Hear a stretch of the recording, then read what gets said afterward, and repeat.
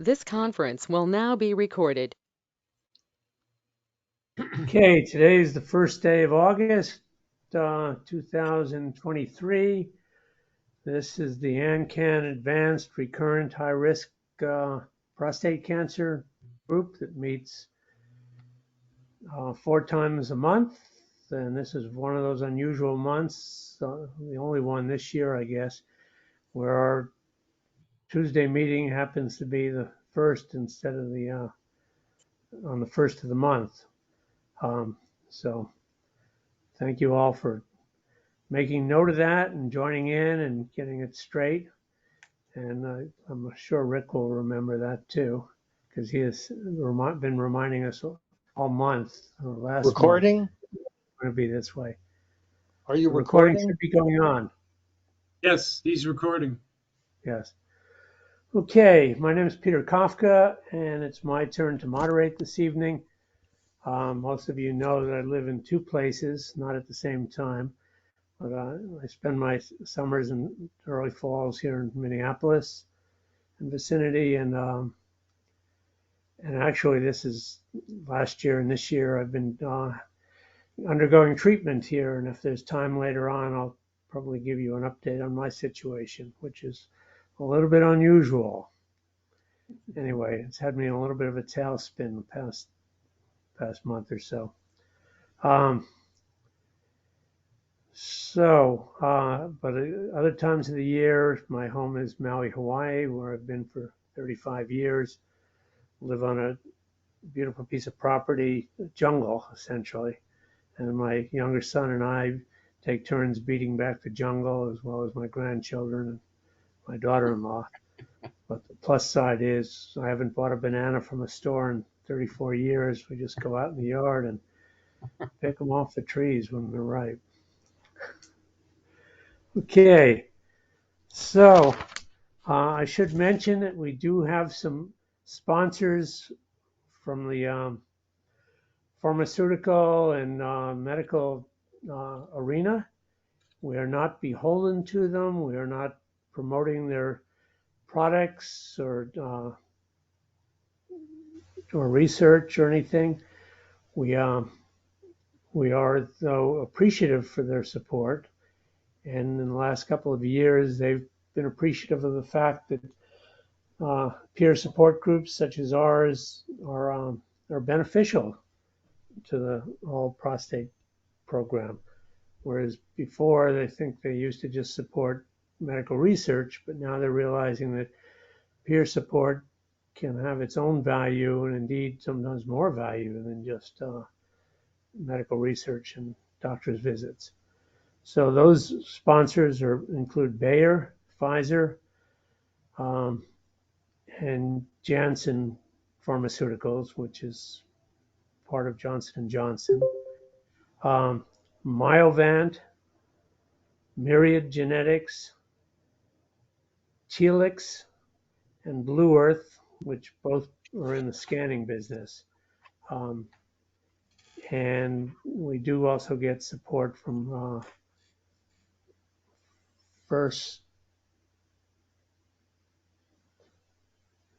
what am I missing? First what genetics? Foundation Medicine? First Foundation Medicine. Right. Sorry, spacing out. Okay, well, welcome everybody. And we're going to get going. We have no new people tonight, but we do have a host of you that want to provide updates, short and long and in between. And we're going to start off with someone who hasn't given an update in a while, and it's Jim Marshall. Yes. Hold on one sec. Okay. Hold on one second, if you don't mind.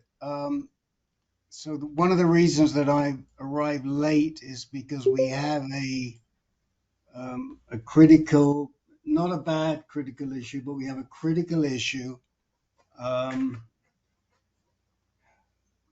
As usual, the AUA screwed up, which they have a habit of doing. And they came to me today and said we need peer reviewers for some new guidelines coming out by Thursday. Now, normally they give us 2 or 3 weeks notice and we put together a team, and you then have to sign a non-disclosure agreement and a conflict of interest statement, and then they give you the document, and you review it. We have our own system. We review it. We send the comments in to somebody. In the past it's been Dr. John or Jim Schrate, and then we submit. Now they think that we should be doing this in 2 days, and which is bloody ridiculous. Somebody needs to mute. Steve Schuler, could you mute, please? We can hear the background. We can hear your background. Thank you. Is there anybody in this group? I'm first just checking for volunteers because I haven't even had time to think about this today. But is there anybody in this group who has enough knowledge and enough interest in salvage therapy for prostate cancer? Namely, what do you do when your disease comes back, that would be interested in reviewing these guidelines to make sure that these guidelines contain a patient centric view? Because all too often the AUA spends its time chasing its own bloody tail and putting out guidelines where they forget that there's a patient on the other side of the knife.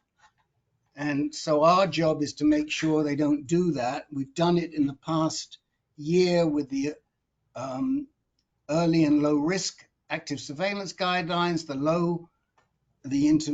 local guidelines, and also the advanced guidelines. But we need I need a couple of reviewers here. So I'm just checking, is there anybody in this group who's dealt with recurrent disease and would be interested in working as a reviewer for us? Is this after salvage radiation or before? Before. So these guidelines are guidelines to urologists and radiation oncologists, because they're usually endorsed by AUA and ASTRO for salvage therapy. I think the actual term that they use is salvage therapy prostate cancer. Now, obviously, we feel that the urologist shouldn't even be involved. It should be either a radiation oncologist or a GU medical oncologist. Unfortunately, in the real world, that's not how it works, and the urologists do get involved in this treatment, and they are prescribing drugs which half the time they don't know what the effect of these drugs are. And so the only way that we have input, I mean, I'm ready to throw my hands up and say, screw them. I can't get this done in 2 or 3 days. Jim Schrate, who has a lot more sense than I do most oftentimes, says we can't do that. We've got an obligation to the patients. We've got to get our input in there. How many pages of stuff do they have to review? Who knows? Whatever. Jimmy, weren't you? Didn't we ask you? Did we ask you to look at something before or not? I don't remember, but I'm a weird case because I didn't have what you would call salvage. No, they went after me when Okay, no. I'm just I just wanted to make sure if you'd ever done the review. I don't think so. It can be usually. I don't know how this is going to work. With the advanced guidelines that came out, we didn't review the whole guidelines. We only reviewed the previous guidelines that they were updating. So we couldn't go out of the limits. This one, let me see. This one, is this a new, yeah, this is a new draft. So this is going to be all of the guidelines. I mean, it could be, I mean, I would count on it being 4 to 6 hours work. That's what I think of it as. For. And do you need knowledge of recurrent and what happens when it's recurrent? To some extent, yes, but to some extent, a lot of you guys have it from being in this group. But those of you who have dealt with the recurrence and responded to a recurrence are obviously going to be more familiar with the thought process. And we have a lot of guys. I haven't had time to think about this, and this just came down on me as an extra thing today. And you know, Jim wants to. Ben was given this 2 weeks ago, and he forgot to send it on to us. But I don't know why they even gave it to Ben. Ben is not AnCan's representative with the AUA. They screwed up. Should have come to me, or it should have gone to Jim. They know those are the two people. And I don't even know if we can use Ben, because he may be the patient peer reviewer on the AUA side. I suspect he is. Okay, I'll try looking at it, as long as if it's too much, I can't read it all, but I'll try looking, because I've had recurrent at least 3-4 times by now. Yeah, and Rick, I'm willing to help out, but I'm concerned about not having enough knowledge. Yeah, I went through radiation and hormone therapy, and I remember that process quite vividly, because I didn't really want to jump into it that fast. All right, I'll get back to both of you. There's a form that has to be filled out by the AUA. This is all very regimentalized. I'm going to try and get Dr. John to assemble all the comments. Jim's offered to do it, but he doesn't have any experience in this field, whereas Dr. John does have experience in this field. But Dr. John right now is in British Columbia, out of range of everybody. But we usually try to put about 4 or 5 guys together who have knowledge around the area. Sorry if I'm a little flustered, but I've got so much going on today with about 3 different things, and this came in the middle of everything. And why am I angry? Because AUA screwed up, and as usual, they don't take any responsibility for that, and they've told us, no, you got no wiggle room here. But I would say that you could count on it being 4 to 6 hours of your time. Yeah, I've got plenty of time. I'm just not sure I have the knowledge. Send it to me. Okay. All right. Anyone else have an interest? If you decide, let me know later tonight, and I'll send you instructions on what to do later on today. Sorry, guys, and thank you for allowing me the time to appeal for this.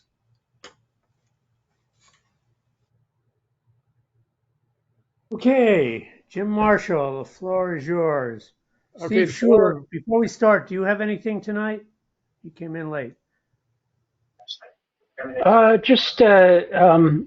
in San Francisco, in a motel room here. I just had my appointment with Okay, we'll put you on the list then. We'll put you on the list. Agarwal. Okay, Jim, sorry, your turn. No problem. Okay, a quick update. Diagnosed in June of 2017. About that time, and with the latitude study closed, and therefore and also essentially Gleason 734 with 2 of the needles 10%, 20%. Then in late July, I started ADT plus the second level anti-androgen called abiraterone, and I was on it for 5 years. And a year ago today, I started a treatment holiday. And so far, and where the PSA is 0.0 0.01, and it just so happens my testosterone has started to climb, and it's up to 334, and all is good. So I wait. Very good. Congratulations.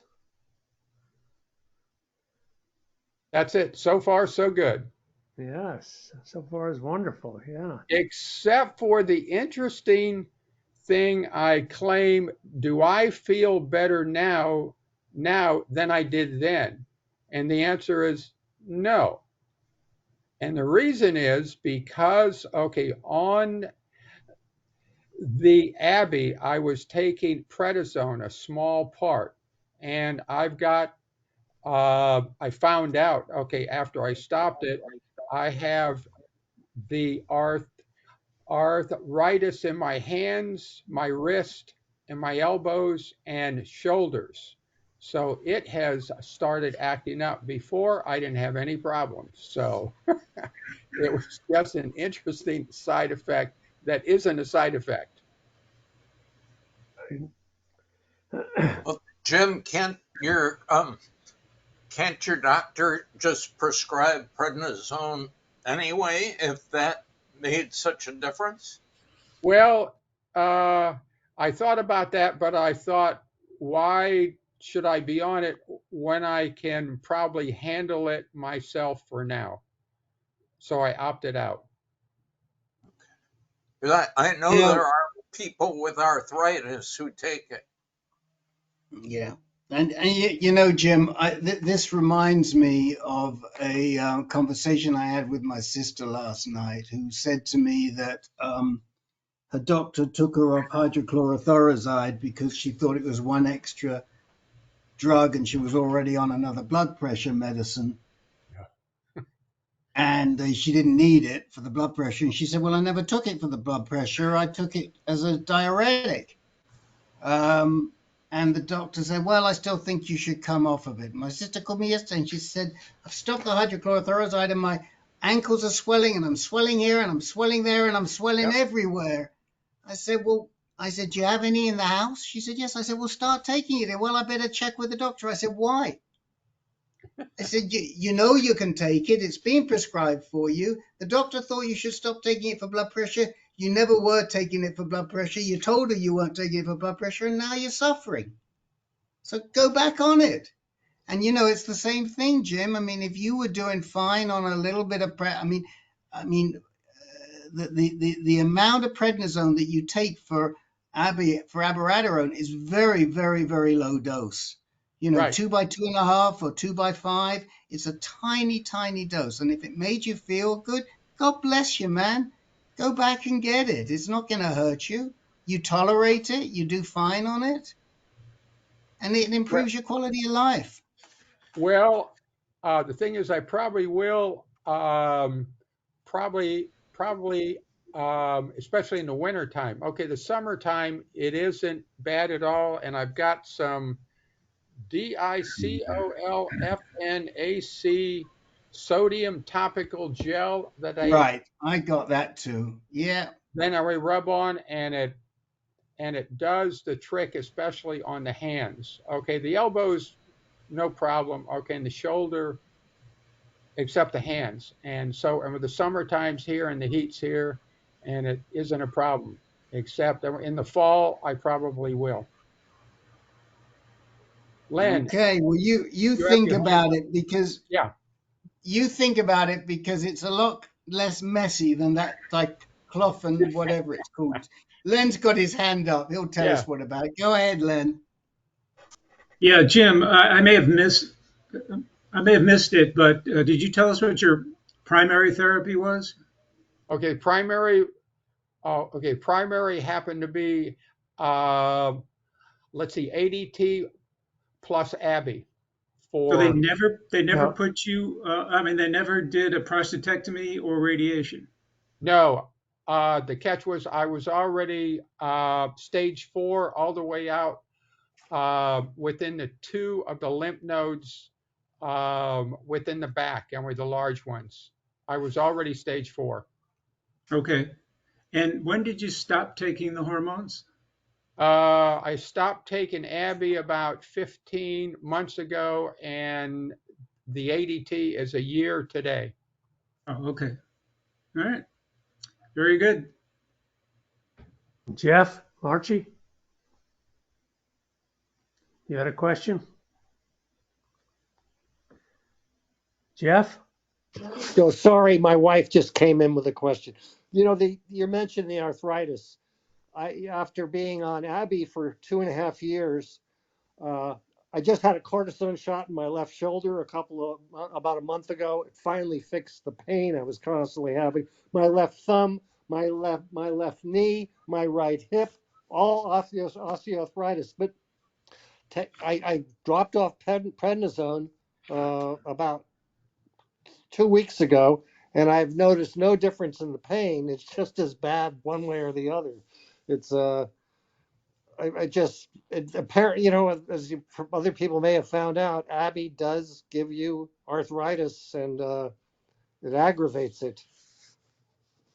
Yeah, we're all a Okay, little bit different. Jeff, historically, anyway, I have had it before, and where the mother had it, okay, the sisters have it. So I don't think it is the drug Abby at Well, all. nobody in my family ever had it, and but I've read something about the fact that it can cause it. Well, I don't think it did with me. So keep in mind that you're 6 years older than since you were first diagnosed. So things change. Our bodies change somewhat too. David Muslin.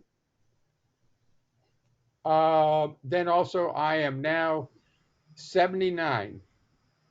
Boy, it went fast. Yeah. Congratulations, Jim. That's great news that you've been clean for a year without on a drug holiday. I've also had two situations where getting off of prednisone, other things popped up. But prednisone is a miracle drug for all sorts of ailments, and one is I got off it too fast. My Crohn's popped up, but that's now under control. And then I got off prednisone in May, and all of a sudden I've got these chronic hives that are come back, and I had to get back on prednisone just to get the hives down. But a lot of guys are on a small dose, like Rick said, and it does cover a lot of, it does help with a lot of ailments. So I'm going to hopefully get down to 2.5 and get off, where I'll stay on a very small dose just to take care of this autoimmune thing I've got with these hives. So just everybody should be aware of that when you're on prednisone. Or at least I'm just sharing with what happened to me. Thanks, guys. Peter, and one last thing. Okay, right now the testosterone is at 334. The only catch is I never had it tested prior to starting ADT. So therefore, I don't know how high is high or how low is low. So Well, at 79, you're doing pretty good for 339. I'd count my blessings on that one. So I would think, the moral of the story is get your testosterone tested way before you start ADT, just to know. Has it been rising steadily for a while now, or is it just started jumping? Let's see. It started at I believe 113, and it jumped to 334 in a month. So it jumped like 200 points. Very good. Very good. You join us Thursday night. You can talk about how it's affecting your head. The real good testosterone. I'm sure that's been a positive thing for you, Jim. Well, I don't know. I mean, as far as the head go, meaning how in the head are we talking about? Brain fog or something? Or no, you're probably getting laid now every night. That's what I want to talk about Thursday night. I meant speaking freely. So be there Thursday night. I don't want to. Oh, okay. Well, yeah. Wait a minute. He can't be getting laid, because if he got laid, then he'd have to give up his extra compensation. That's right. He's not giving up that extra compensation he's getting from the vets, right, Jim? Remember, the vet has it so if it don't work no more, it's called loss of use of creative organ, and it's worth $128.62 a month. That is how much you are worth in the boudoir. Don't tell your wives. Good. Peter, can I say something? Yes, go ahead, Jack. Yeah. You know, I'm just wondering how his adrenal, whether your adrenal is somewhat insufficient after being on Abby for 5 years, and prednisone, whether or not your adrenal glands are functioning, and whether or not you should be tested, you know, find out whether or not, you know, what's going on with your ACTH and the pituitary and your adrenals, get some cortisol levels, because relative to, you know, the arthritis that you're having, you know, it could be just inevitable and something you would have had either way, just as a result of age, but also the rebound, like David was just describing with his colitis. I mean, when you withdraw from cortisone, you can get all kinds of problems with arthritis and GI distress and other things, and you should really see an endocrinologist and find out what's going on with your adrenals. And make sure, you know, maybe you do have to take low dose prednisone. You may not have bounced back fast enough to see the effects you had before when the arthritis was kept at bay with prednisone. Yeah, I actually did that. Jack, and I found out my adrenals were working okay. But that's a very good point to check that. Okay. Otherwise, you could deal with a lot of fatigue. This is Jim. Yeah. Okay. Yep. Good one, Jack. Thank you. Hey, I thank you very much. I never even thought about that. And fatigue-wise, I do get fatigued, but I go, wait a minute, I'm 79. I'm not like I used to be, you know, so. Okay, well, thanks very much, Jim. Keep it up. Keep it up. Jerry, Tucson. Yes, sir.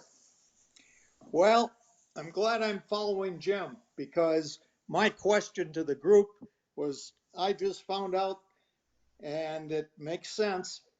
I have arthritis, osteoarthritis, and I've never had it. My family doesn't have it.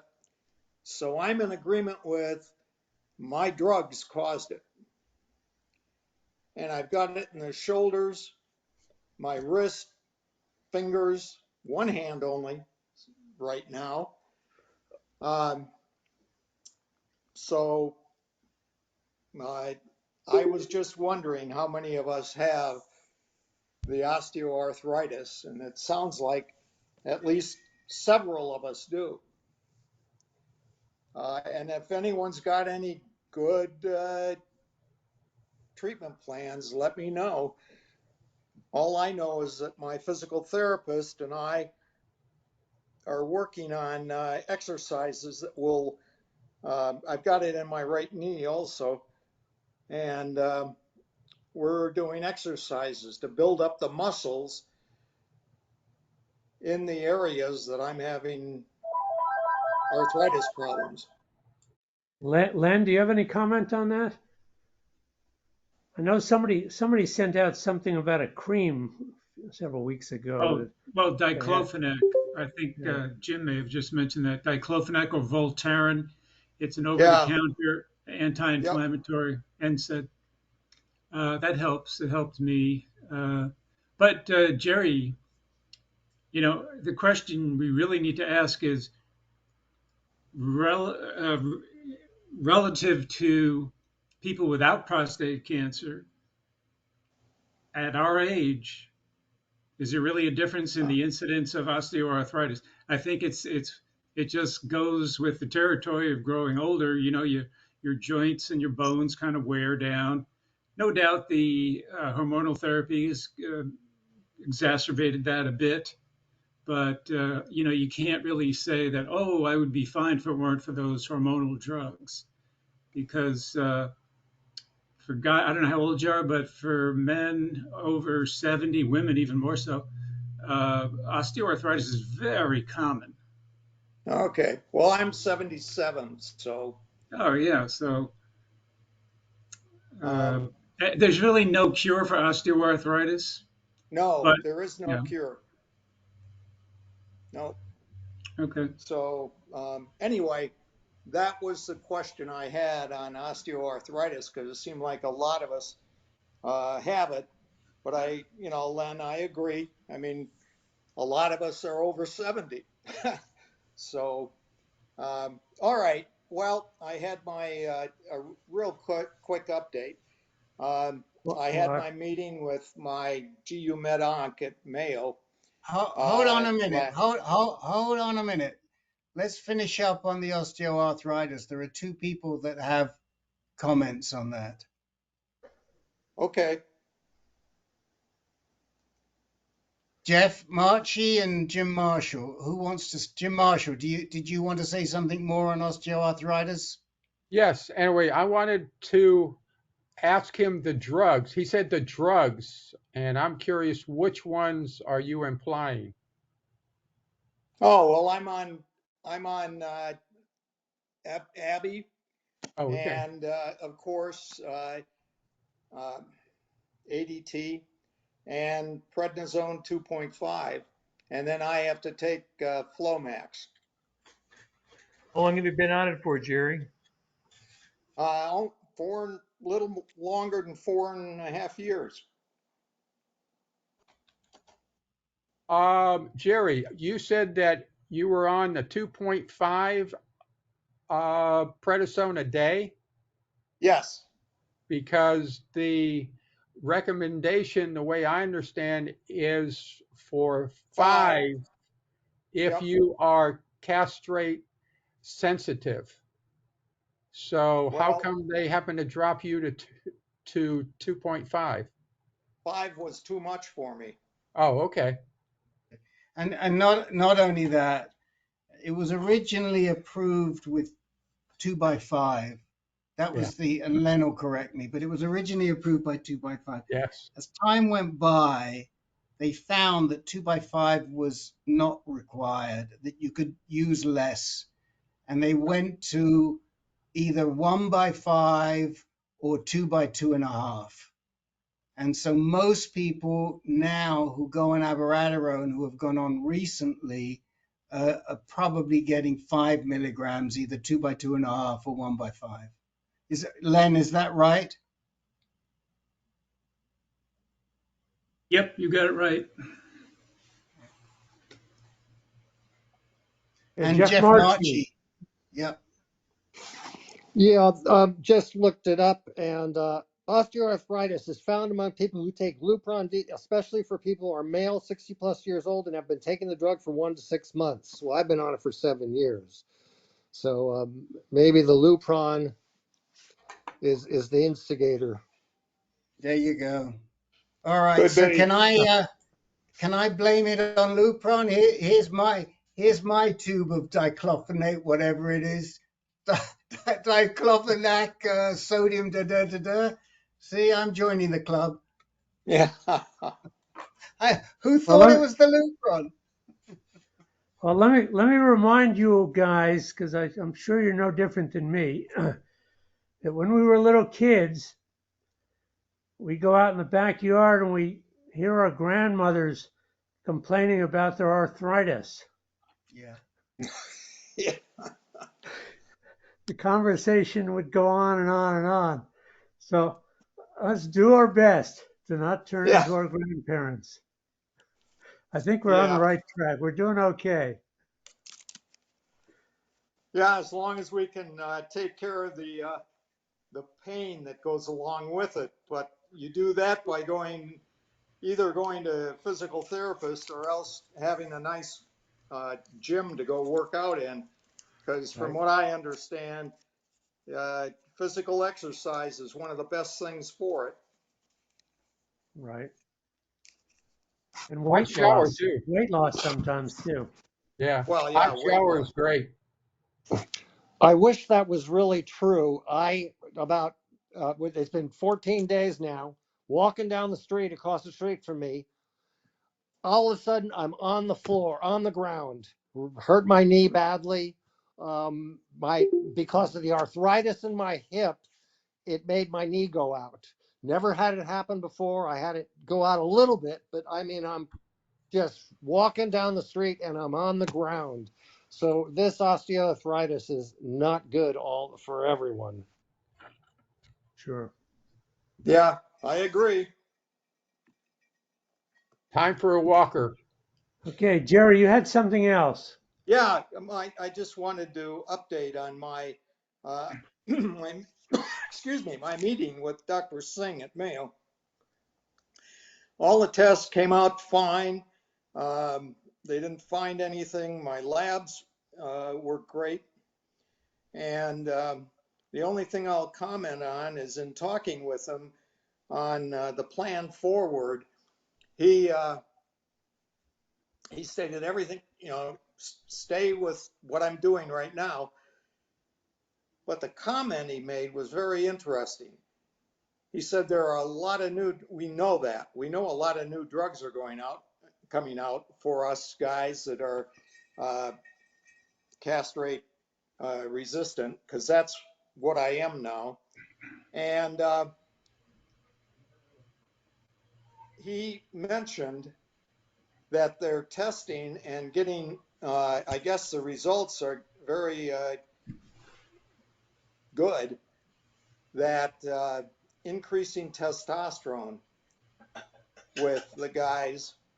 And I know I know that there's guys that use testosterone as a treatment, but I find that interesting that they actually are looking at testosterone now, not in the beginning of any treatment, but later if you need it. So I found that interesting, but that's it. That's all I've Good. got. Any Well, comments quickly on that? yeah, I mean, I'd like to dig down around this with the guys here, because this is not the first time we've heard this recently, that they're talking about supplementing testosterone for men with advanced prostate cancer. Seems like there are divergent opinions on this. Where did Dr. Singh come out? Was he thinking perhaps this is something you could try? Did he suggest that you be supplementing your testosterone at the same time as being on an LHRH? What was his opinion on this?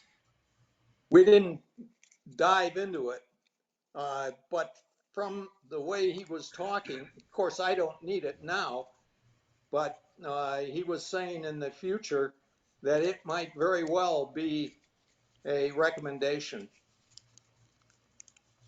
A So recommendation. I would say he was positive on it. So a recommendation once you had gone on a drug holiday, or a recommendation whilst you were on the drugs? I mean, did Well, you this ask him wouldn't that? be, no, he didn't imply that it was a drug holiday.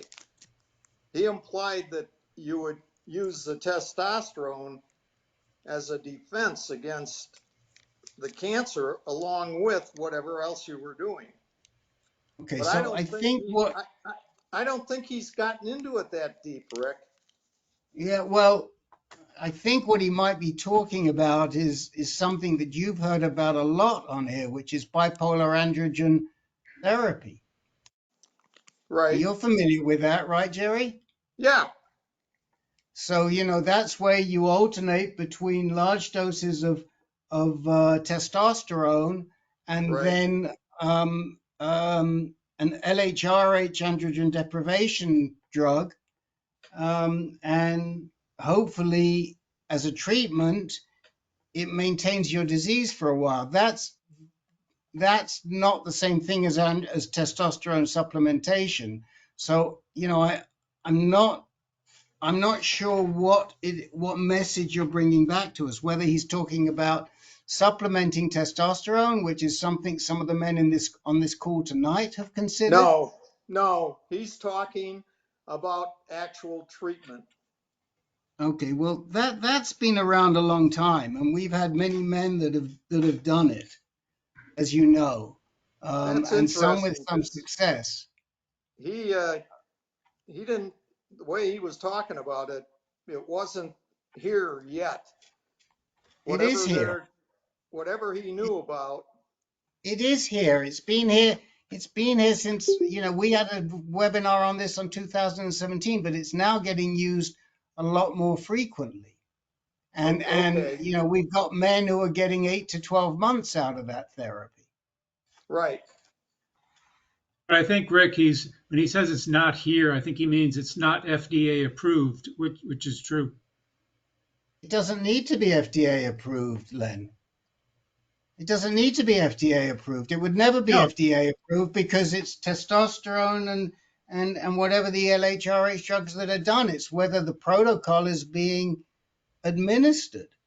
And it is.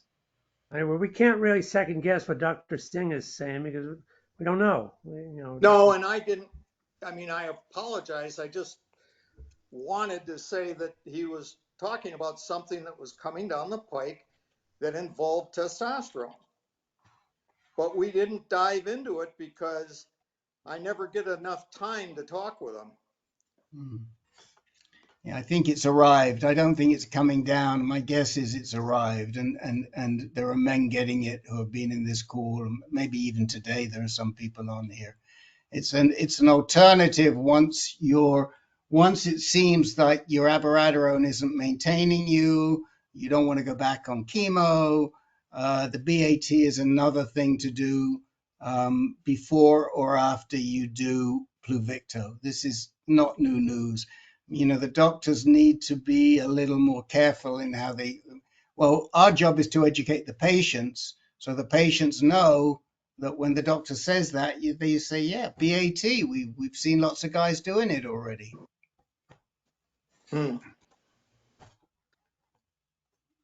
Well, that never came through my mind at the time. I had a lot of questions for him, and that was just one of his answers. And we didn't spend a lot of time on it. I apologize for that, but I didn't have the time either. So, okay, that's all I've got. Okay, very good, Jerry. Okay, Al Latimer. Hello, everybody. Oh yeah, I'm unmuted. So I have my wife here on the sidelines too. As many of you may know, I was on chemo for 8 treatments, which ended last April, and my PSA started going up again right away. And in consultation with my doctors, we decided to try a second round of Pluvicto. To retreat myself with Pluvicto. I had the first treatment 3 weeks ago, and I'm already experiencing all the side effects I had later in the the 6 treatments the first time I had it. And I'm just wondering, well, initially two questions. Do we have anybody else in the group that's tried to retreat with Pluvicto? And or any place that I'm going to be talking to Dr. Scholes next week about it, but the doctors here are just barely getting started with the first round of Pluvicto. They don't really have any idea what to do with me. So I guess that's my first. I have another question too, but let's tackle that one first. I'm trying to think. Do we have anybody who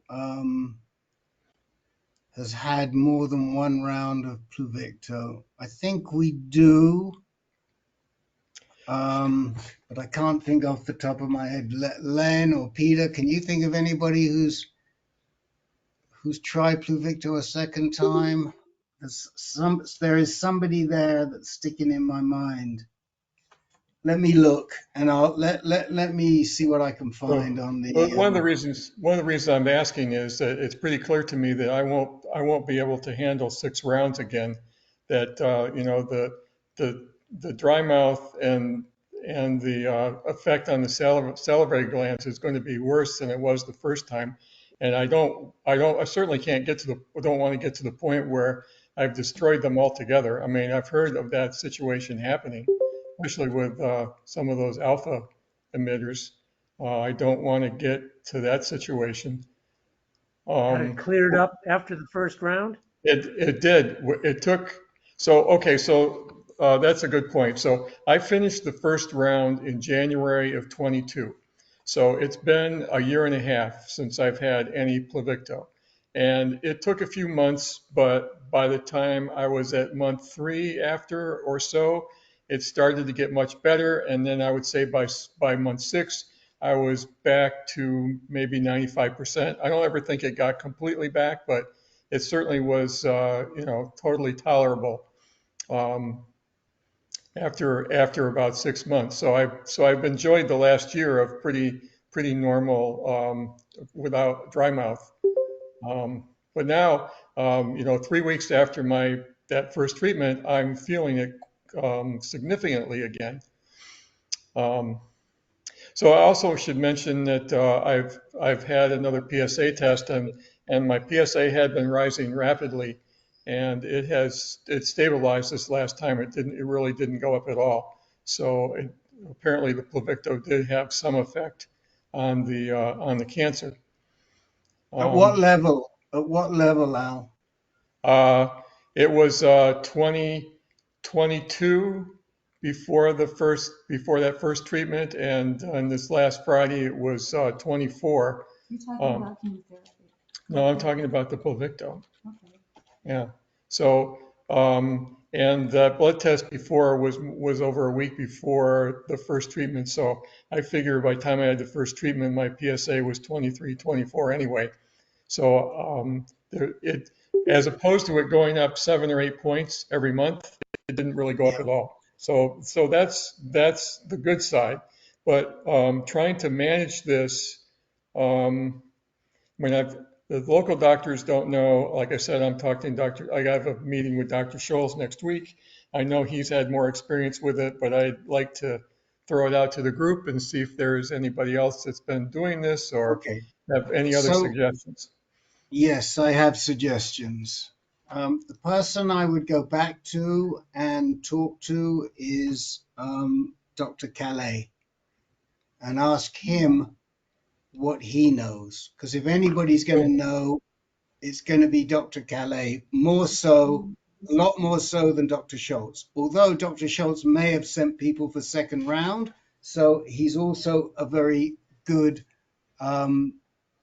alternative. Yes, I know he sent people for second round. So no, I've tried to contact Dr. Calais, and he has not. Even though he was responding during treatment, he hasn't been responding recently. So I may be able to get contact with him through Dr. Scholes. I know when I was doing the first round, Dr. Calais said they had been retreating people, and they have had some success doing it. You're going to talk about what the Yes, said? yes. Secondly, and a huge, huge thumbs up to my co-moderator, Len, who nailed it. It was Dennis McGuire, God rest his soul, who tried it more than once. And I'm afraid we can't talk to him at this point. That's who it was. That's who was on my mind. Whoa, what a man that Len Sierra is. Dennis, as I recall, though, Dennis had just, I don't know, maybe 2 or 3 treatments the first time around, part of a clinical trial. And then he did. A year or so later, he got the full 6 treatments, and he responded well, actually. Yeah, he did. And I'm trying to think if he even went in for a third time. I don't think so, but I think he did respond well. And he did about half the treatments, but it was at the first set of treatments he did was a higher dosage and more frequency. Yeah. Like every 4 weeks with high dose. Now, the other person to reach out to is Michael Hoffman in Australia. And I actually made a note of his email address because I knew we would need it. So let me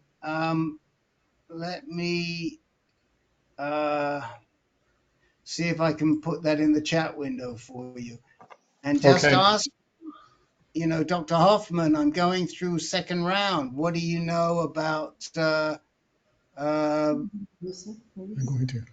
what do you know about retreatment? Okay. Okay, that's an excellent idea. I don't know. Yeah, have you ever had experience with him responding to an email from you? I've never written to him, but Carl Foreman has, and Carl Foreman has gotten responses from him. And Okay, if you okay. don't, tell me because I can backdoor it. We've got some people at Peter Mac now. I've got direct contacts into Peter Mac through one participant and my lady at Telix, who knows the Peter Mac folks really well. So if you don't get an answer, but let me again, I got 3 or 4 people. And guys, I got to ask you a big favor. Please don't send me questions that require my attention in the middle of a meeting. You guys don't get it. I've got 55 balls up in the air. I'm trying to answer a bunch of different. I'm sorry if I'm angry, but I want you to use your noggin. I'm happy to answer everybody. But don't send me questions in the middle of a meeting, which I can address later. How do you expect attention? Let me get you, and I'm keeping notes on everybody here too. It's not fair. Well, Al, Yes. aside from the dry mouth, do you think, how far do you think you can go with this second round? What's your feeling? Well, that's the $64,000 question, isn't it? I don't. I think right now I'm kind of at the same stage I was after treatment 3 the first time. I mean, I don't know exactly, but more or less. So I'm thinking that I'm not going to be able to, get more than 3 treatments out of it this time. But I guess so. That's why I'm looking for, some other people that have experience with it. I mean, does it normally? I mean, I do have some fatigue from it, but that's not as significant as the dry mouth issue. Of course, you all know that the lutetium attacks the salivary glands as well as cancer. So I'm damaging them every time I do a new dose. And I feel lucky that I got it back the first time. And of course, the reason I'm doing it again is I had really good success with it the first time. So anyway, I appreciate your comments on that. If I may, I have a part B to this. So Dr. Singal, who's Part A, still on part A. okay, still part A. Okay. Sorry, I put Hoffman's address, but I only sent it to the organizers. Hoffman's address, hold on a minute, is now, you'll see it. It can go to everybody because he makes it public. So Hoffman's address is now in there. He is doing a trial. From what we can tell, he's doing a trial with repeat doses. So you might want to ask him about it. I am happy to go back to Novartis and ask our lady at Novartis what she knows, but Novartis they're not the old Novartis. They're not the old advanced accelerator applications who I would have gotten an answer for. They're going to come back to me and say to me, we can't tell you, we're not allowed to say this, that, or the other is what I suspect. But so, let me leave Novartis in aside for the moment. Okay. Okay. They were doing double treatments in Australia a year or so ago. They've been doing that pretty regularly there from what they were talking about at one point. And I think more information is down there than here about it.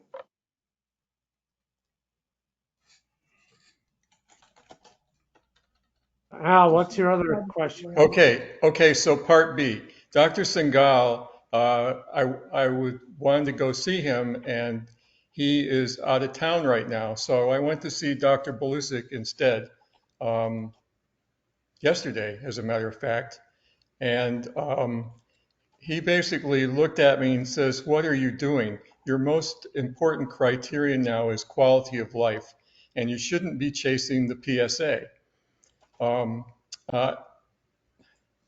Linda, is that a pretty fair pretty fair executive summary of what he said? Yes, he said don't. Yeah. So his recommendation was to stop it and not to do anything until the scans show that I have the disease has progressed.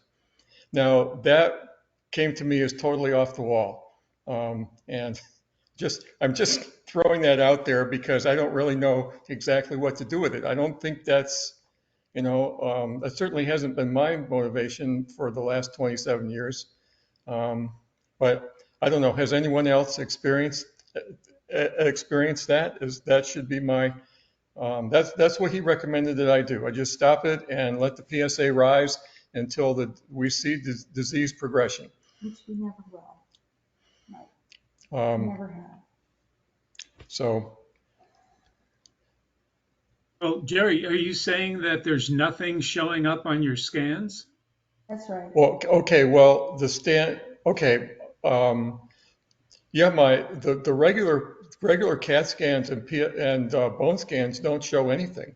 I've never shown. I mean, the PSMA PET is positive. I have a few lymph nodes that are positive, but the regular scans don't show anything. I've never had. And so I still have pretty minor disease, but a rapidly rising PSA. So I don't know. It's the first time I had a doctor tell me that. What is the PSA now? PSA now is 24. And what was it at its lowest? What was it? At the lowest after the Pluvicto, 1. And then since then I've had chemo and the PSA went down. So when I started Pluvicto, my PSA was 64. It went down to 1. Then it started rising again. 9 months after I stopped it, my PSA was back to 64 again, and I started the chemo last October, November, somewhere in there. And 8 treatments of that dropped my PSA down to 7. And now since April, it's back up to 24. So that's my yo-yo. You said BAT, B-A-T. Pardon? You said BAT? It's back. No, back. B-A-C. It's back. Okay. It went. I spoke to my oncologist about this yesterday. My PSMA PET scan showed I had metastasis in the prostate bed, but the CT scan that was done a month before didn't show anything. She says it's not unusual. Never has. Don't rely on the CT scan. Well, yes. So I understand I have lymph node disease, but Dr. Belusic's point was that until we see it spread to more lymph nodes, till we see it spread to the bone or to the organs, that I recommend that we don't do anything. That your quality of life is more important right now than to suffer through some other treatments. I think that's a pretty fair explanation of what he short explanation of what he said. Yeah, he said don't chase. I just PSA. Don't chase. Yeah, don't chase PSA. If it bothers you, have Dr. Sengel not tell you what it is. Peter, you have a comment? Yeah, I do actually. Al, what do you think? You're asking everyone here what they think. What do you think about what this guy said? My mouth is open. I'm not sure what to think. I mean, there's some validity to quality of life. Well, yes. So I've had So one of the problems with one of the things about quality of life is if you know your PSA is rising rapidly, that affects your quality of life too. So if you can Yeah, yeah. if you can keep it under control with acceptable level of side effects, then I think that's what I've been doing for a long time. Right. Um, But it's beating you up, right? well, it is beating. No, the chemo was the first time it really beat me up. Yeah. That one really, that was a whole nother level of being beaten. Um, so, well, I don't really know. I don't really know what to think at the moment. This kind of came out of left field. I didn't realize he was. Um, It's good. not a crazy notion. Maybe he's just offering you an out to take a break. Um, could be. I mean, I've started this Pluvicto already. I'm committed to take it to wherever I can. Um, but my theory was always that you're better off fighting a bonfire than you are a forest fire. And Yeah. the more, Al, isn't it your the choice? longer you let it go, the more, I know I have more disease than shows up on even the PSMA PET. There's got to be other lesions, other places that are still too small to show up on any scan. So Al? you let the disease grow, and now suddenly you don't have 10 lymph nodes. Now you got 40, or 40 lymph nodes and five bone mets, and so now you're going to treat it at that level rather than where I am right now. I mean, I don't know. Is that theory? Let me say one other thing. When I was first diagnosed and I had a radical prostatectomy at Johns Hopkins, my PSA started rising afterwards, and they told me, "Don't worry about the PSA. We're not going to treat anything until some disease shows up on a bone scan or a CAT scan." Well, my PSA got over 200 under that theory before I threw in the towel and said and my scans were still negative at that point. They've never been anything but negative. But today, if I had surgery today and my PSA started to rise again after surgery, I don't think would there be any doctors that would tell me that I should do that, to just wait until the scans show metastasis somewhere? I don't know. Anyway, You it know, was. I'm interested. I'm interested to hear from some of the guys that have been through lots of treatment rounds and what their opinion is.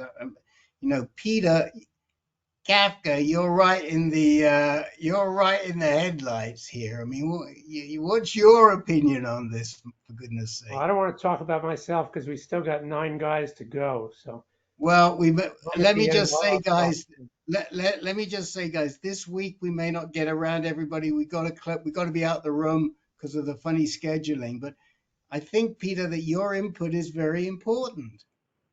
And we're not talking about you. We're talking about it for Al. Well, this has general application too. I'm not the only one that's having side effects. This is a great conversation. Yeah. I mean, many of us deal with this. I'm dealing with it right now. Yeah. So what would you do? What's Hold your on, view Al's on wife is talking. Oh, Linda was saying that you guys were familiar with Bluesick. We have other members that see Bluesick. I'm wondering if they had the same experience with him.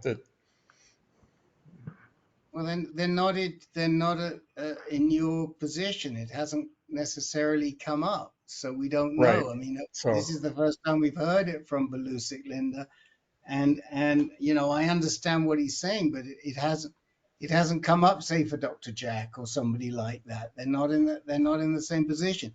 it's Right. come up So for some of our guys. That's why I'm asking Peter. I mean, Peter, what's your attitude on this? Nail it now? Enjoy the QOL? I mean, what's your attitude? Well, if you indicated that the Pluvicto seems to be working right now, it's slowed down your well, PSA rise. it has apparently prevented the normal rise. I mean, the graph, my graph now was on a pretty straight line, Now it's diagonal flat. going up, and it has flattened out this treatment. So if it was me, I'd probably try to weather at least another round and see where that progression goes. If it seems to be actually driving it down or Yeah. working Well, that's my without. attitude right now, and I Yeah. will be talking to Schulz next week and get his take, and maybe I can even get some input from Hoffman. Yeah, I'm in a very And similar place to you, but not with the same drug. And I had to make a decision yesterday, in fact, concerning this. How to deal with this, whether to deal with the side effects or keep going. And which side of the fence are you, Peter? QOL or more treatment? Right now I'm QOL because my treatment was working, and I'm just going to quit and let it and see where it goes, and see if I can get some quality of life back.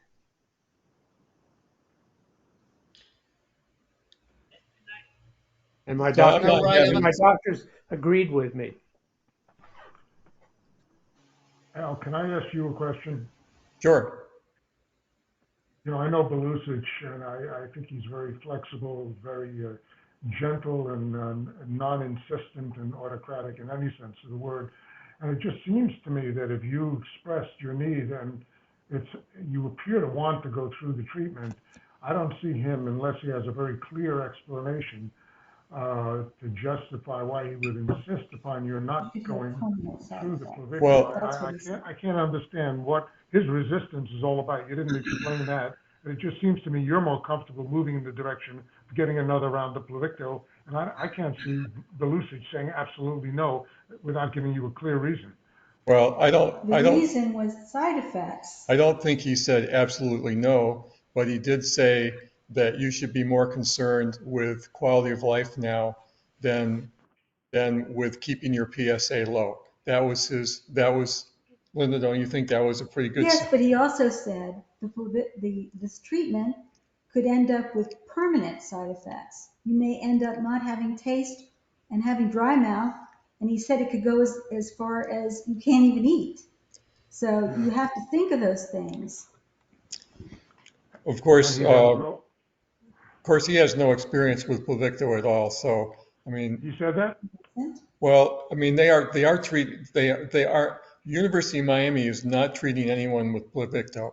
They're sending the patients to Mount Sinai and Miami Beach. Really? So and they've only been doing this a short period of time. Oh, I see a lot of brochures there for Pluvicto, so I didn't know that. But the UM is not doing it. As far as they're not doing it yet. They're in the pipeline, but as far as I know, they are not yet set up for it.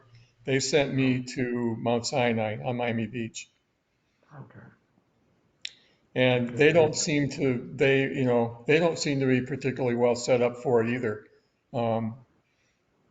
as opposed to my experience at UCLA. How about what he said about dead cells coming up on the PSMA PET? Well, I'm not getting into that issue.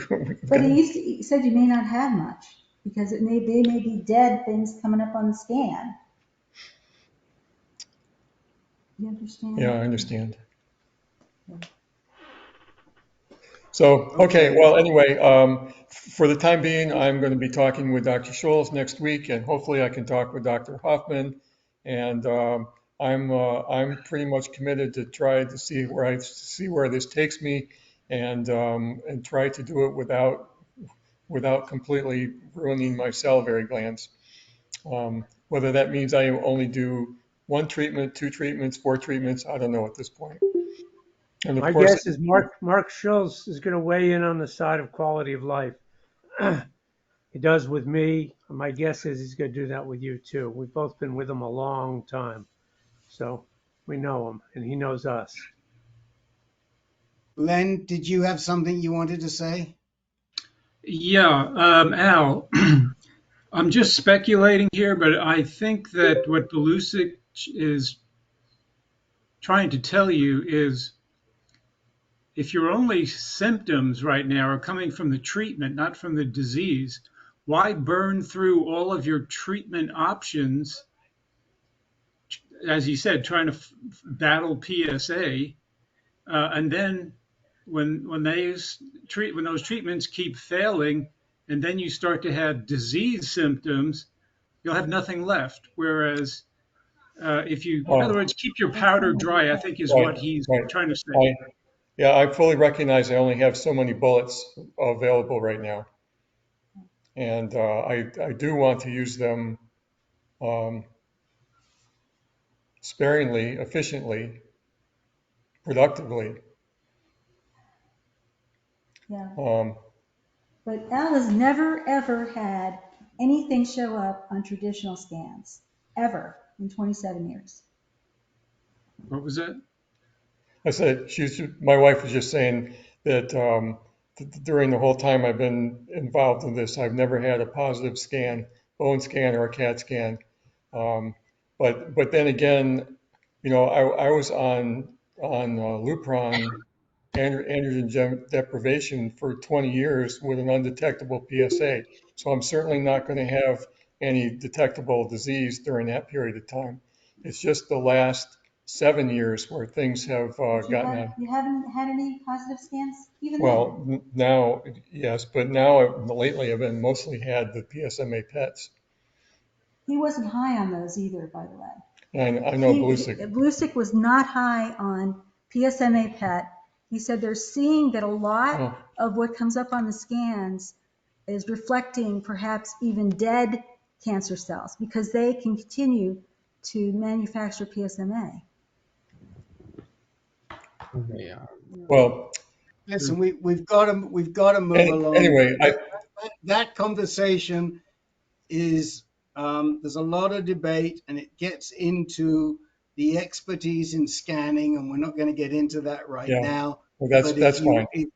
But if you have really good scanners, they can tell. Good readers, they can tell. We know that PSMA shows up after scans die, but that's not a reason not to do them.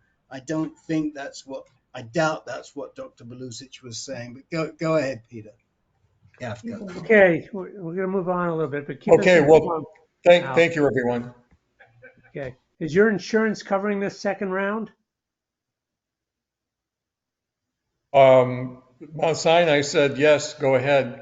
So I did not have the first round was not covered, was not with insurance. So I've never applied for insurance for it before.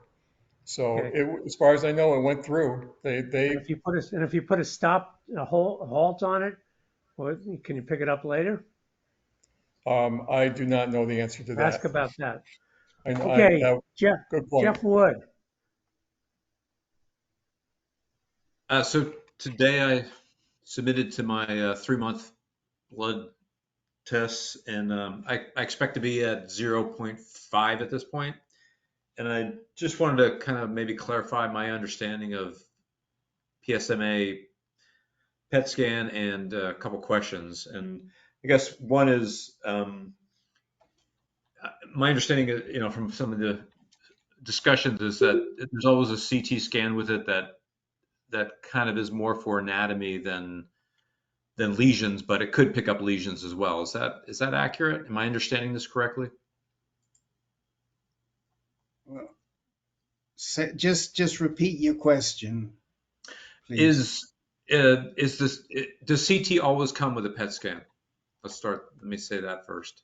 Well, isn't a CT a form of PET scan? No. The CT is used for anatomical localization. Oh, there you go. Okay.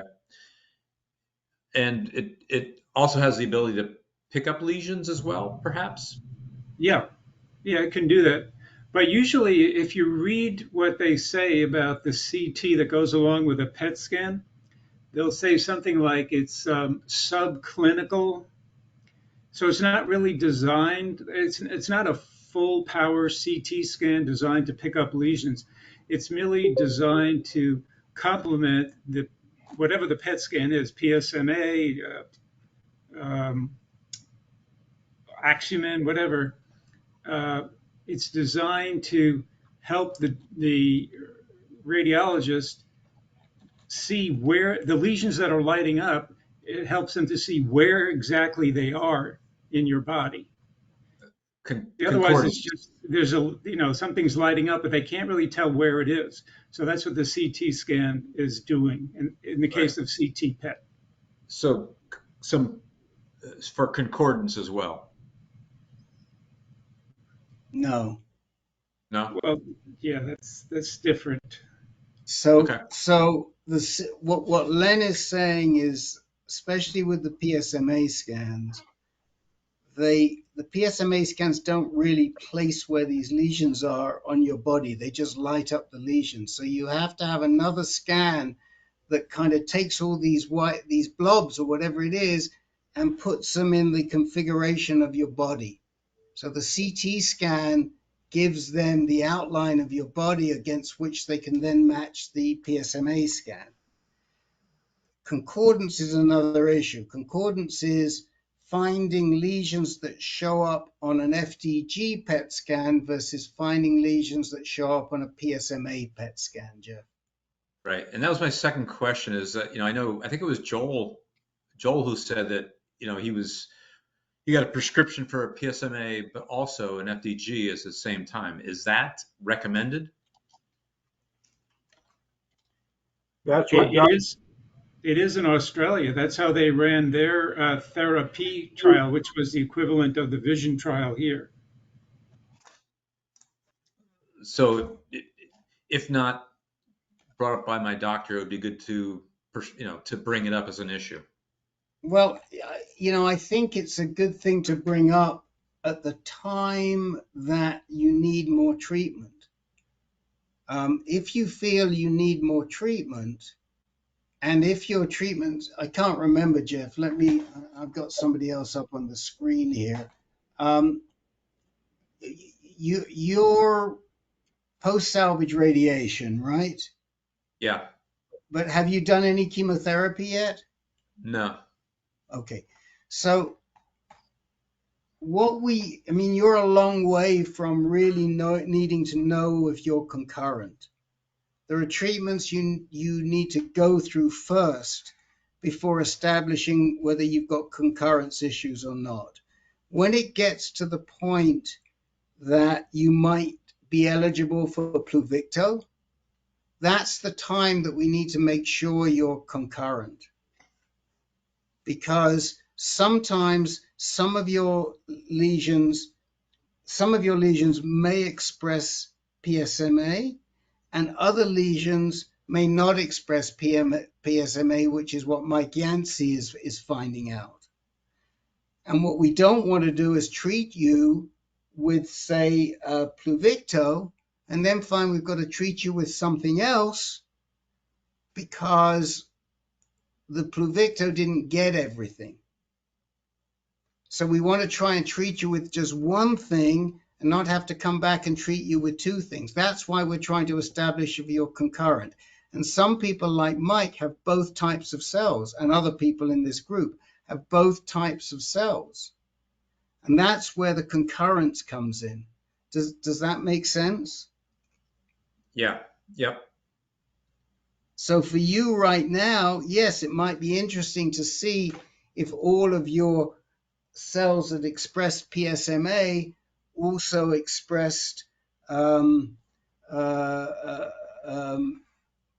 all the cells that showed up on the FDG were expressed PSMA, or if there was a divergence, maybe you had more cells on the FDG than you did on the PSMA. That would tell us the PSMA, the Pluvicto isn't going to get everything, but you're not at the stage of needing Pluvicto yet. So really, why are you doing a PSMA? You're doing a PSMA to try and figure out where the recurrence is. You're using it for a different purpose. Gotcha. Are there better or worse places to get a PSMA PET scan, or are they all doing a pretty good job at it? Well, we tend to recommend the gallium-68 PSMA 11 because we feel that it's less likely to for you to get a false positive with that based on feedback we've gotten from GU medical oncologists. And that would be an Illuccix scan or Locomets, but probably Illuccix. The new Posluma scan is now available, and we don't quite know how sensitive it is. We don't know what the experience is in reading it. The manufacturers, Blue Earth Diagnostics, who are another of our sponsors, as are Telix, who make the Illuccix, are listening to us, and they are looking at getting experience badging for people who are being taught to read their scans. I think that if we had any issues in your scan being read, we could go back to Blue Earth Diagnostics with it for you, because we're working with them to try and get the best quality reading that we can get. But if it were me right now, I would go first choice Illuccix, because there is fairly good experience, and second choice would be Posluma. I think you need to ask whoever's doing it, who's going to read it. How are they going to get it read? Where's it going to be read? Because that's really important. I mean, you've got to get somebody reading these scans who's read a lot of them, and they're not going to school on your scan. Jeff, are you paying for this, or you got insurance coverage? I'm assuming it's covered, but that I gotta confirm that, obviously. Yeah, it should be covered. I'm at the right stage, I'm estimating, given from my last 3-month blood test, I'm at least at 0.5. Right. But again, you're doing this for sensitivity. You're doing this to see where if you've got anything left, where is it? And that's exactly what the PSMA scan was designed for and is being used for. Was approved for. So you should have no problem. My last question is is a funny one. Most of the images I see of this is you're doing this with arms overhead, and I just broke my clavicle. I can't do that on my left. I can't do that on my left side. They'll make allowance for it. Okay. Yeah, they'll make allowance.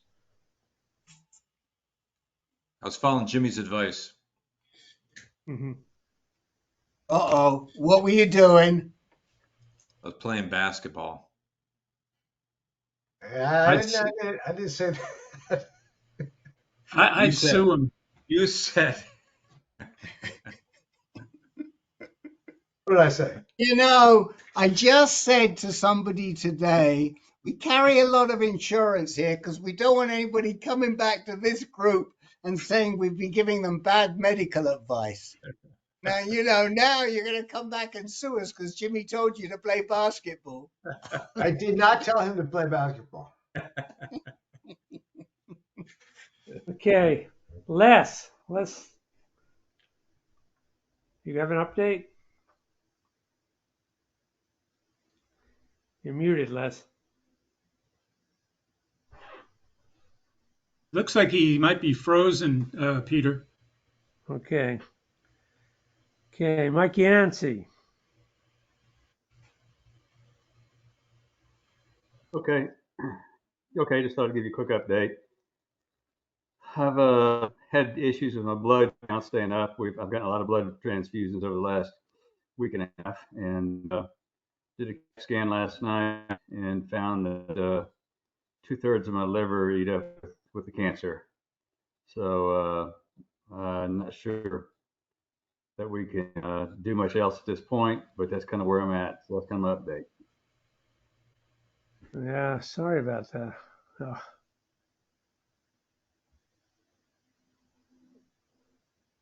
How much blood are you taking on?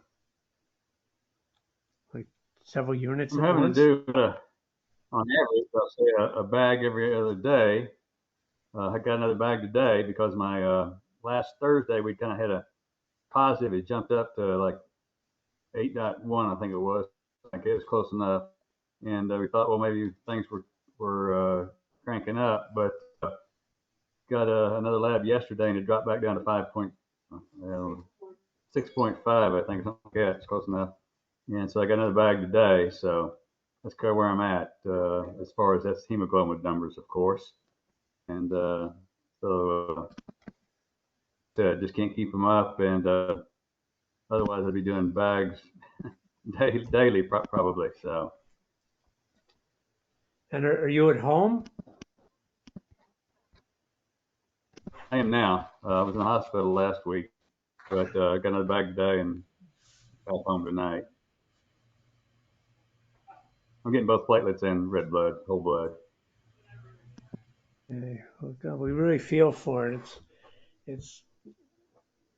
Appreciate that, but yeah, when it's in the liver, it's a tough situation. I'm sorry about this. No, I appreciate it. What kind of symptoms were you having, Mike? Oh, it's just the fatigue is just I can't hardly move, and had some back pain today. That's kind of where I'm at with it. Getting pretty weak. Of course, I got a broken hip. Doesn't help things, but getting up and down the car is a complete challenge with that broken hip. So we just add things on top of each other.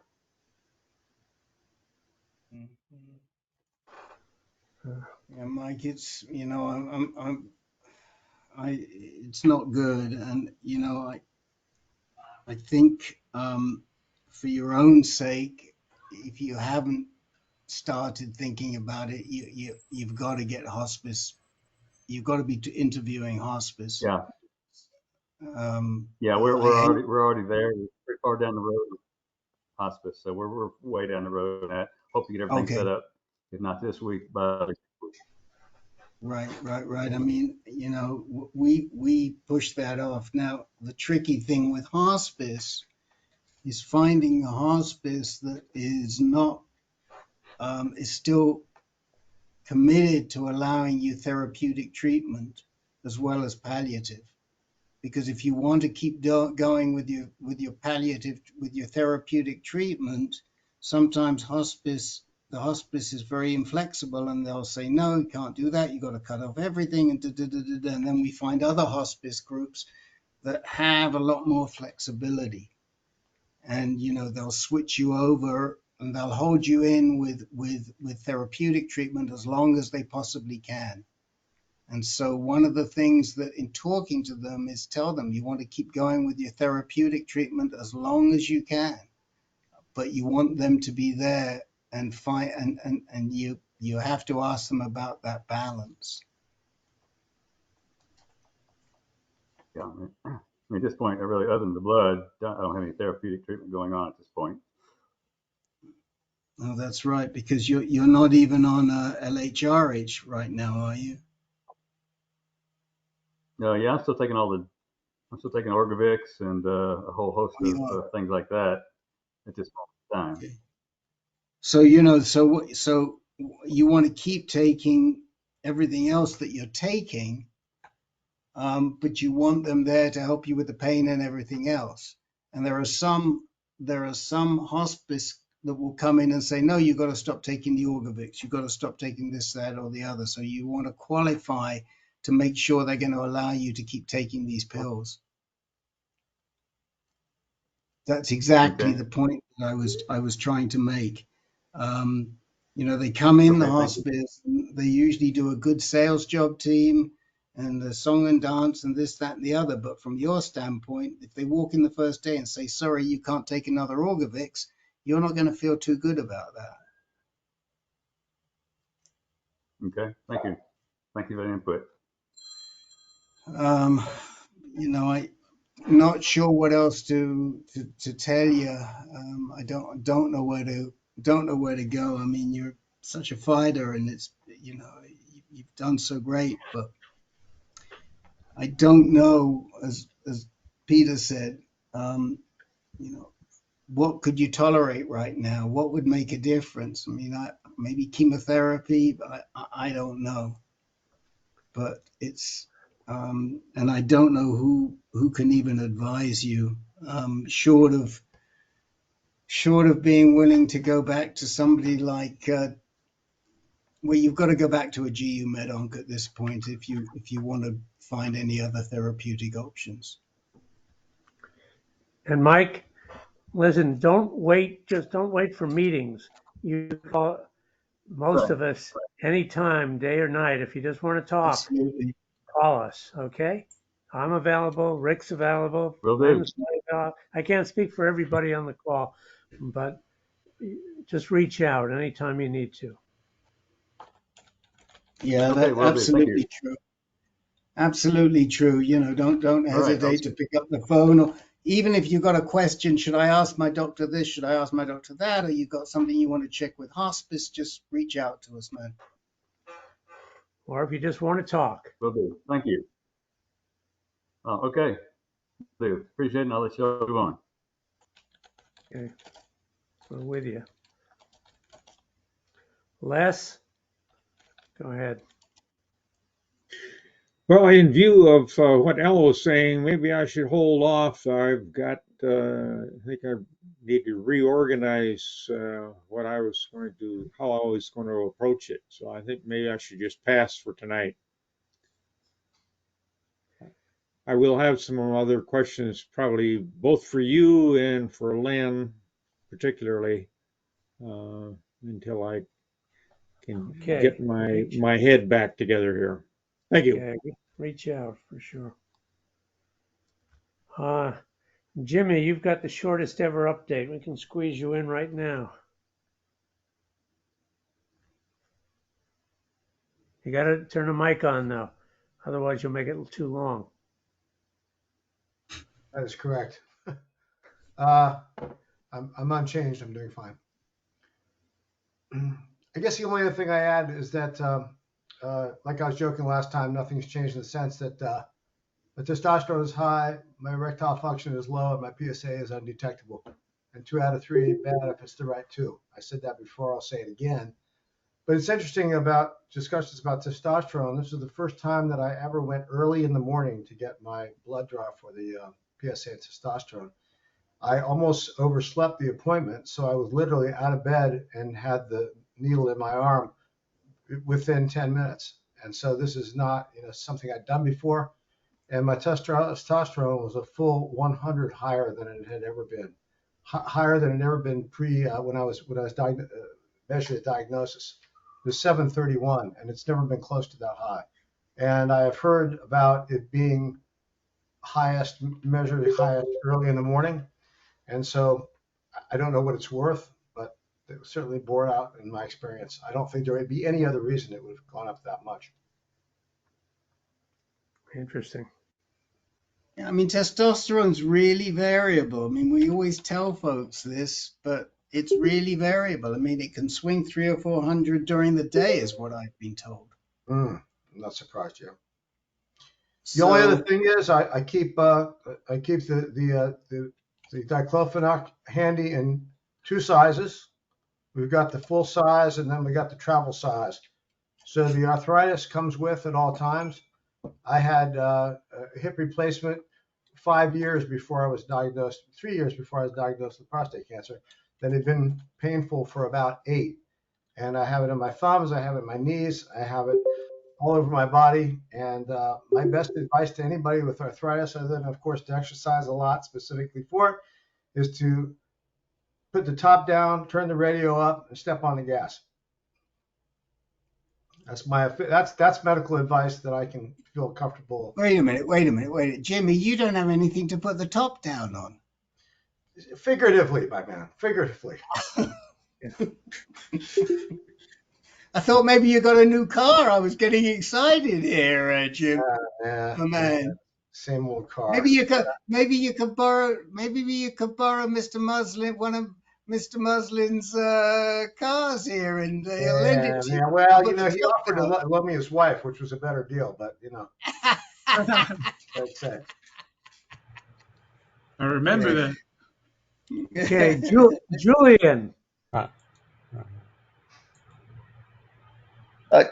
Tomorrow I'm going to go see my radiation oncologist, and wonder if y'all had any advice for me. It'll be my 6-month appointment.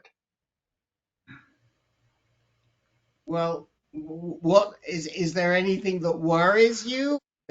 Well, I'm getting over my urinary incontinence, but I've gone to see a physical therapist since January, so I'm better there. I was wondering if there's any more effects out there that I should be anticipating. I don't think they can tell you that. The problem is that radiation's the gift that keeps on giving, Julian. And so when you get radiation cystitis or radiation proctitis, you don't know when it's going to start, and there are certain treatments you can do.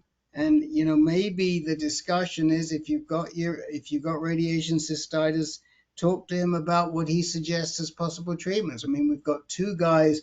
We've got one guy who just finished hyperbaric treatment, and we've got another guy in LA who's just started hyperbaric treatment, both for radiation cystitis. And it depends how bad it is. And he's probably going to know a little bit about radiation cystitis because they're the guys that cause it. They don't necessarily treat it, but they should know a little bit. And you may want to focus on reviewing with him where your radiation cystitis stands and what he thinks in the way of treatment. Excuse my ignorance, but can you tell me what radiation cystitis is? When you've got blood in the urine, no. When you pee, or you don't? Okay. No. So what is the urinary issues that you're going through is for incontinence, right? Yeah. And of course, ED. Okay.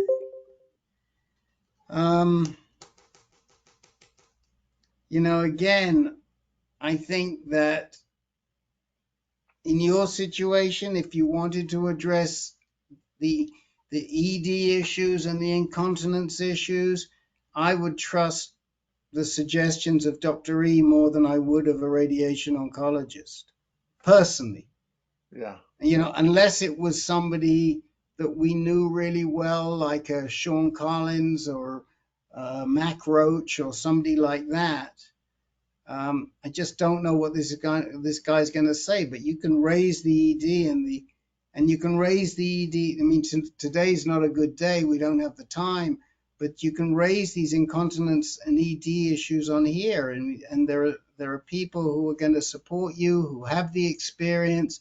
I mean, Jimmy's one of the best and has been through it. And, would you like me to connect you with Jimmy? Sure, why not? Okay. I will do it. I'm writing it on my piece of paper. Jimmy and Julian. Okay, so there are other people that are willing to work with you here in this group right now. And guys, if you want, in fact, make it easy for me. Jimmy and anybody else who wants to send a personal note right now to Julian and give him your email, and then he'll reach out to you. If you have anything that you want to contribute about incontinence or ED, rather than my matching you, which I can do later, just reach out to him right now, send him a personal note so we don't put anybody on the spot. John. Okay. Thank you. And Jimmy's put his email in there too. So so you can see if Jimmy, sorry, Julian's put his email in there too. So you see it. Okay. Thank you. It's a pleasure. Yeah, Jeff Marchi, you had something you wanted to bring up. Yeah, well, I started olaparib a couple of weeks ago, and I just wanted to tell the people about some of these side effects. Constipation, really bad. Peeing 3 times a night when I never used to even have to get up once.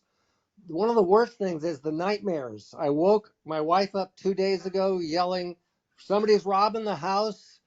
Last night it was big, huge spiders in the closet, as big as people attacking. It was just every night it's been a different nightmare. They gave me pills for nausea because nausea is a common side effect. The second day I had nausea, not since. Got a lot of pills to throw away. The interesting thing is it cost me $2,200 for the pills because it was only half strength because I take Deltizin, which doubles the strength of olaparib. So they always give you the lower strength. I had been talking about the fact that darolutamide was going to cost me $2,500 a month. And then I found out about the Part D donut hole and catastrophic coverage. And I'm not sure if everybody's familiar with that, but when you spend more than $7,400 on, but it's not just you, it's also your provider, what they have to spend, plus what you have to spend. So within a day or two, I was over the limit, and instead of spending $550 on darolutamide, I'm going to only have to pay $294. I'm switching back to darolutamide because, well, I had to get off Zytiga because I'd had 2 AFib events in a matter of 6 months, and they want you off Zytiga when that starts happening. But darolutamide, as Len has said, has been very easy on your body, so I'm going to try that since olaparib is sort of the last resort before you go on to chemo, and I'd really rather hold it off. Abby had been working up till I tried cutting it a little bit, and so hopefully darolutamide will carry along with Abby and keep my PSA down. But it's just some interesting issues. I mean, the nightmare thing was just every night I get a nightmare. It just blows me away. Just weird effects of taking these drugs. I haven't had nightmares in 20, 30 years, but that's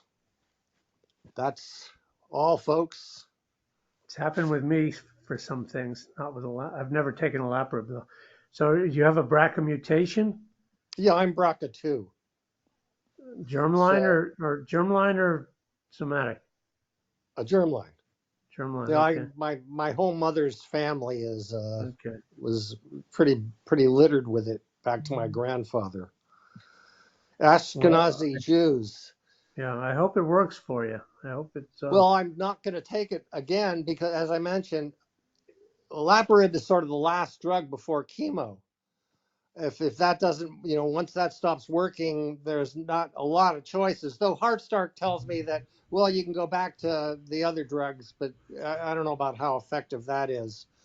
But that's why I'm going on to darolutamide, because I've heard so many positive things about it here. And Zytiga hadn't stopped working. It was just, the cardiac issues with it were why I had to stop.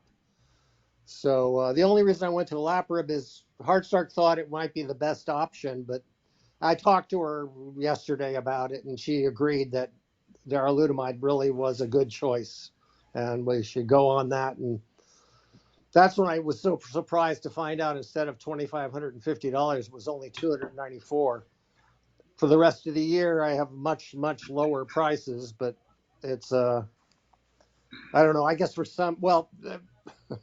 No, that's enough. She's not pushing you to do chemo though, huh? Oh no, you don't do that until because Zytiga had been working still. Going to darolutamide should also keep my PSA down. As long as my PSA stays down, it should stop the Okay. metastasis from growing. But you made a good point. I will ask her about that. Because of the prostate bed new discovery of metastasis there, maybe chemo might be an option to do at the same time. I'm not sure about that. And she'll probably want to do the double duty, put you on carboplatin as well as docetaxel. Huh, boy, that's a real. It's doable, but it's tough. Yeah, it's. It's probably best to do it with cabazitaxel rather than docetaxel, because the cabazitaxel is a little gentler than the docetaxel. But yes, cabazitaxel plus carbo is a possible option. Guys, we can keep going until the first caregiver shows up, and then when the first caregiver shows up, we'll need to empty the room. We'll stop the recording and we'll need to empty the room. So, I have just been reading. I saw somebody who was having bad nightmares from dexamethasone, but I haven't heard about bad nightmares from olaparib. It is a pretty intense drug, and I think the one thing that you need to watch very carefully on the olaparib as you continue it, Jeff, is your blood counts. I will not be continuing. I'm switching to darolutamide tomorrow. Good. So but you can take olaparib and darolutamide. I understand, but since Azatiga was still working and keeping my PSA down, I would rather hold off olaparib since it's how long it will work is questionable.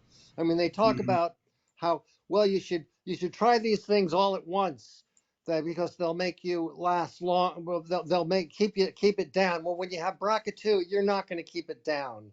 And I got 4 years out of surgery. I got 3 years out of radiation.